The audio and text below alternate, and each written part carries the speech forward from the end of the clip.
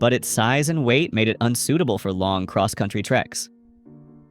The Conestoga was better suited for shorter trips, hauling freight between cities or to nearby territories. Regardless of the type, travel in these wagons was incredibly challenging. Forget smooth paved roads. Pioneers followed rough trails, often just deeply rutted paths. Bad weather could turn them into muddy quagmires. And here's the kicker. These wagons had absolutely no suspension system. The wheels and axles were made of rigid wood without any cushioning whatsoever.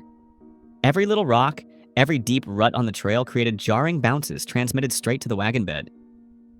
Passengers were tossed around constantly. Hour after hour, day after day.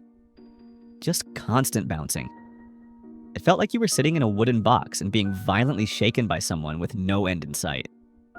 Surprisingly, the prairie schooner was even considered smoother than the Conestoga wagon. While larger and carried more, its size made it more prone to tipping. Many trails weren't wide enough for the Conestoga, and its wheels would often slide off the trail, leading to a bone-jarring experience. To escape the constant bouncing, many pioneers chose to walk beside their covered wagons. But imagine folks walking hundreds, even thousands of miles over that rough terrain. It was incredibly exhausting and left them completely exposed to the elements. So it was a brutal choice. Endure the brutal bumpy ride or the exhausting walk? Neither was easy, and that says a lot about the hardships pioneers faced on the journey west. Sitting was miserable. Walking was miserable. There were no comfortable options.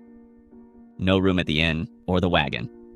With a canvas cover, it's easy to picture pioneer families gathering cozy inside the covered wagon at night, right? It seems like a natural shelter after a long day, but the reality was quite different. Those prairie schooners were filled with all the family's possessions.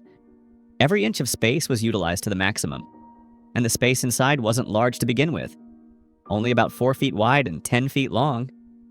Imagine a queen-size bed, and then picture packing all your worldly goods into it. There simply wasn't enough room for people to sleep inside. So most nights, families slept outside.